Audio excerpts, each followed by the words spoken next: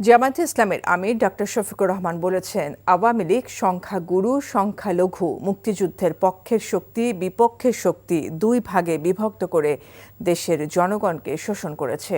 আর কোনো বিভক্তি ও বৈষম্য সৃষ্টি করতে দেয়া হবে না। রাতে নীলফামারীর সৈয়দপুর কেন্দ্রীয় বাস টার্মিনালে পথসভায় এসব মন্তব্য করেন তিনি। জামায়াতে ইসলামী নারীদের স্বাধীনতায় হস্তক্ষেপ করবে না উল্লেখ করে তিনি আরও বলেন, ৫ আগস্টের পর নতুন ডাকাতরা ইসলামী ব্যাংক দখল করতে চেয়েছিল।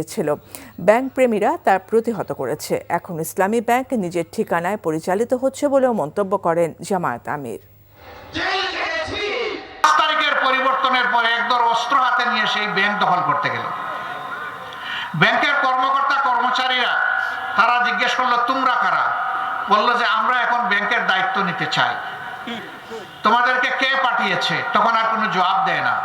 বোঝা গেল যে এরা ডাকাতের বেশে নতুন ডাকাত আবার সেখানে গেছে ব্যাংক ডাকাতি করতে।